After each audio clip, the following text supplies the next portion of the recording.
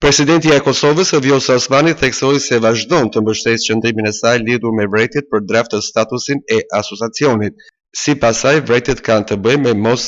përputhshmërinë e këtij dokumenti me Kushtetutin e Kosovës, raporton Kosova Press. E para që procesit i ka munguar balanci, e dyta që palët nuk janë trajtuar në mënyrë të barabartë dhe kjo pastaj jo vetëm që e ka dëmtuar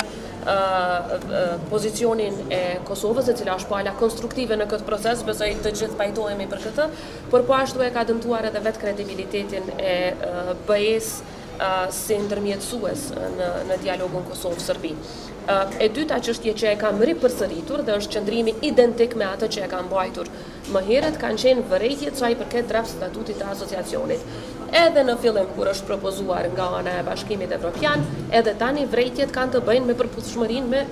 në rastin konkret mos përputhshmërinë me Kushtetutën e Kosovës, sepse ato nuk janë vërejtje teknike. E para e Kosovës tha se Serbia nuk ka interesin për stabilitet në rajon, por përkundazi sipas saj ky vend dëshiron ta kthejë rajonin mbrapa. Në 2 vitet e fundit Kosova ka pasur sfidat veçanta të sigurisë, të cilat kanë ardhur nga shteti agresor i Serbisë, përveç sulmit të agresionit në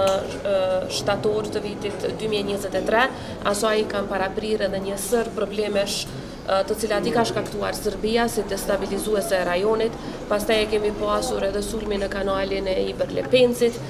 dhe sulme të njëpasnjëshme të cilat tregojnë që Serbia nuk ka interesim për stabilitet në rajon, por përkundrazi dëshiron që ta kthejë rajonin mbrapa. Deri tani nuk ka pasur përgjegjësi nga ana e Serbisë, por fatkeqësisht nuk është që po shohim të një pasojë nga ana e komunitetit ndërkombëtar në raport me Serbinë. Atë që e kemi thënë gjithmonë është që sa më pak që ka përgjegjësi nga ana e Serbisë, dhe deri tani kemi parë zero, madje as masa ndaj Radojčićit nuk kanë ndërmarrë, mos flasim për diçka më shumë,